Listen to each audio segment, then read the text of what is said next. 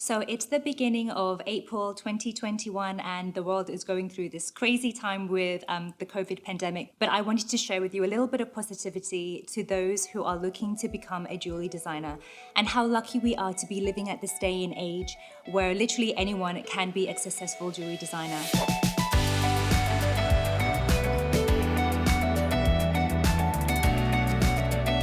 If you're new here, hi, my name is Kim. I'm owner of Tide Design Distributors, a third-generation family business where my manufacturing plant is in Thailand, headquarters in London and the US, and we specialize in manufacturing high-end sterling silver and gold jewelry exclusively for jewelry designers. So guys, I joined my family business about 18 years ago after university, and seriously, the changes that I have seen within the jewelry trade is just crazy. And I really just want to share with you how much has evolved in the jewelry industry for you to just see how easy it is to become a jewelry designer. So growing up, my elder sister and I were always exposed in some way or another in our family business, whether that was going to our manufacturing plant in Thailand a few times a year or seeing my parents exhibit at various jewelry trade shows. I remember following my dad to a lot of his meetings, and our customer segmentation back then were wholesalers. So they were jewelry wholesalers. And this is really how the jewelry trade worked. So you had your manufacturers.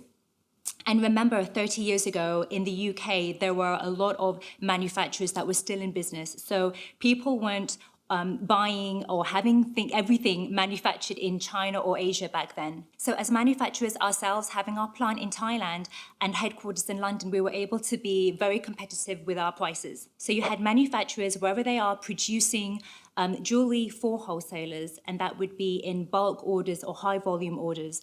And then the wholesalers would be supplying to retailers, usually in smaller quantities or smaller orders. From that, retailers would be having their jewelry displayed in their shops, and that would be to the general public. And 30 years ago, we didn't have the internet. So if you wanted a piece of jewelry, you had to go on the high street. You had to go to a retail store to select some jewelry. And there were jewelry stores, but they tended to be your high-end luxury brands such as Gucci, Tiffany, etc. But this was a typical supply chain. And we're lucky that by the time I joined the family business, we were already producing to some jewelry designers exclusively for them. And we started to really see this trend or rise in what we call Demi Fashion jewelry. So they were designers who wanted to create jewelry pieces where you're still using premium quality materials such as gold and real silver, but using semi-precious stones. So that made everything a lot more affordable. It didn't break the consumer's bank. And this really was just on the trend. And we started to see so many jewelry designers coming to us to have their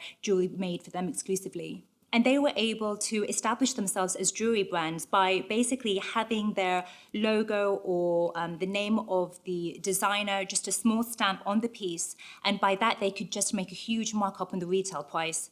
And I'll talk about that more in another video where I'll explain to you how I charge customers from a manufacturing standpoint and how my jewelry designer customers are able to put a huge markup on those pieces. But at that time, the jewelry designers who were our customers, they would typically have a lot of experience with silversmith school. They had a lot of talent, a lot of skill with working on the bench, creating pieces, creating what we call masters.